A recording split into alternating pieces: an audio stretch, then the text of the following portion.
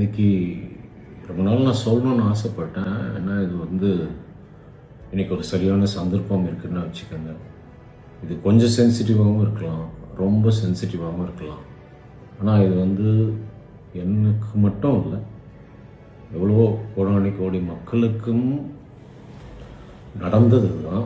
அதை புரிஞ்சுக்கிட்டவங்க எவ்வளோ பேருன்றது சந்தேகம். என்னன்னா, நம்ம வாழ்க்கையில் இது இப்படி நடக்கணும், அது அப்படி நடக்கணும் அப்படின்னு கரெக்டாக பிளான் பண்ணி துல்லியமாக கணக்கு போட்டு கடவுள் அமைச்சிருக்காரு.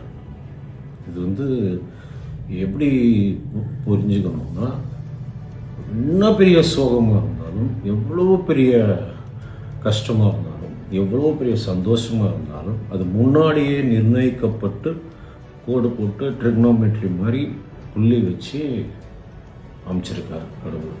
இதுக்கு பெஸ்ட்டு எக்ஸாம்பிள் என்னையே எடுத்துக்கலாம். ஒரு 3 வருஷத்துக்கு முன்னாடி தாங்க முடியாத ஒரு விஷயம் நடந்தது.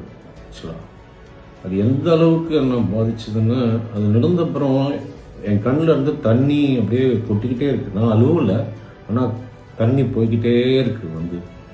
என்னதான் நான் அதுக்கப்புறம் அடுத்த நாள் கடவுளை பார்த்து உட்காந்து கும்பிட்டாலும் சொன்னாலும் நலும் எல்லாத்தையும் இல்லை அப்படி நினைக்கக்கூடாதுன்னு எவ்வளவோ நான் என்னை சொல்லிக்கிட்டாலும், எங்கேயோ ஒரு மனசில் தூரத்தில் ஒரு எண்ணம் இல்லாமல் இல்லை, கடவுளே நான் எவ்வளோ கும்பிட்றேனே, எனக்கா இந்த பிரச்சனை அப்படின்னு அது தப்புன்னு தெரியும். உடனே அதை ரப்பர் போட்டு அழிச்சிடுறோம்.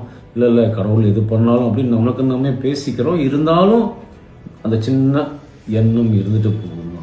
ஆனால் அதே இது ஒரு 2 மாதமோ, ஒரு 6 மாதமோ, ஒரு வருஷமோ கழித்து, அடடா இதுக்கு இல்லையாது அது நடந்திருக்கு, அந்த அளவுக்கு ஒரு கனெக்ட் பண்ணியிருக்கு. எல்லாமே கணக்கு போட்டு, ஓ இது இல்லாமல் இது நடந்திருக்கு, ஓ அதனால தான் இது நடந்ததா, ஓ அன்னைக்கு நான் அழுதது என்ன இன்னும் நான் ஸ்ட்ராங்காக ஆக்கிறதுக்கா, இவ்வளவு ஸ்ட்ராங்காக ஆக்கிறதுக்கா அப்படின்னு மலைச்சு போன விஷயம். ஸோ எது நடந்தாலும் ஒரு விஷயம் புரிஞ்சுக்கணும், இது ஏற்கனவே நிர்ணயிக்கப்பட்டு கடவுள் பண்ணி வச்சது.